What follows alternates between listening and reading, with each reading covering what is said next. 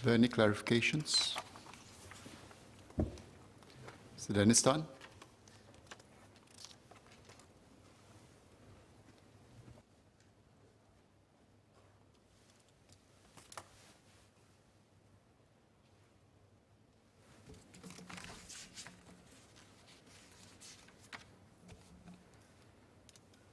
Mr. Speaker, it is clear that whenever there are some form of safe management measures, related restrictions imposed on our dining and retail businesses, whether it is a complete ban, such as during the circuit breaker, or with fewer restrictions, like those imposed under our recent Phase 2 heightened alert in May and June, and again in August, many F&B or retail businesses would suffer a drop in business. Under today's bill, the government is introducing the new rental waiver framework, which will require all private commercial landlords to provide 2 weeks of rental waiver to qualifying tenants. This is being implemented to assist small and medium enterprises during the recent 2 rounds of Phase 2 heightened alert. Under the rental waiver framework, eligible tenants will receive a total of about 1.5 months of rental support, of which a month's rental support comes from the government's rental support scheme announced earlier. Under this framework, once the bill is passed, eligible tenants can expect to receive a notice of rental waiver and declaration form distributed along with their second rental support scheme payout in October. Tenants who wish to claim the rental waiver must, among other requirements, show that they have suffered a drop of at least 20% in their income for the Phase 2 heightened alert periods in May, June, and August 2021, as compared to Phase 3 period between December 2020 and May 2021.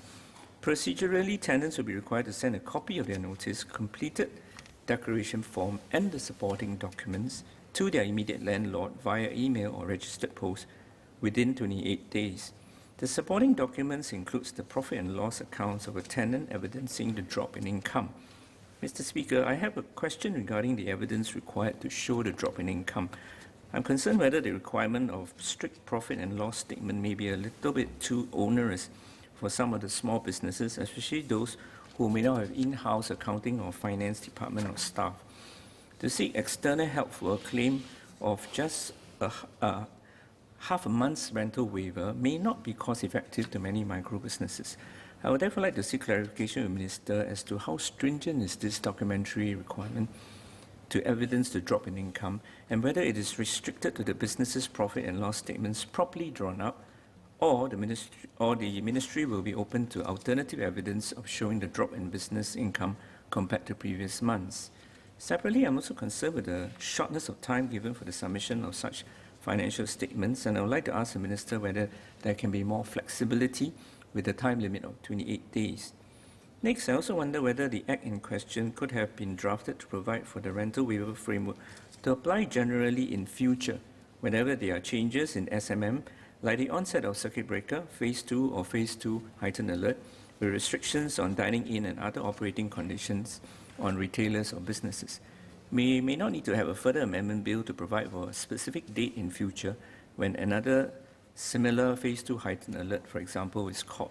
Perhaps this can be looked into in future if necessary.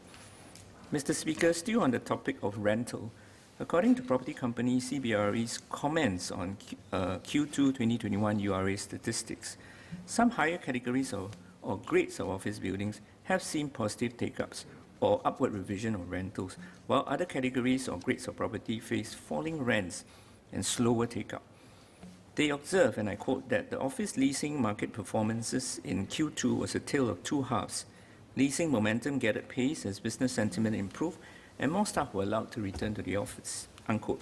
They then noted that this was then affected by Phase 2 heightened alert in May and June, leading to work from home becoming default again. They reported that the retail rental markets were affected by Phase 2 heightened alert in this last quarter. CBRE noted that select retailers were stepping up choice location in the second quarter. Now, with such consolidation by so-called select retailers or even bigger players, reduce available space of choice for smaller retailers and cause their rentals to remain elevated with weaker revenues due to prevailing safe distance measures.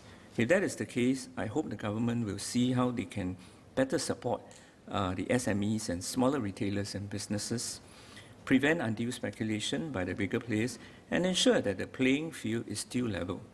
My concern is that SMEs, especially the micro SMEs, may still face business pressure and lower sales arising from SMM measures and challenges of COVID-19 generally, and may struggle more with their business rentals as compared to other more established or bigger businesses. Mr. Speaker, aside from the concerns I've raised, I support the bill.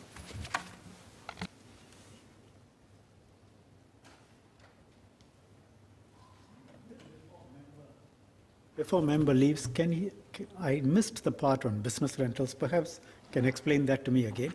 I didn't quite get the point on business rentals. Can you?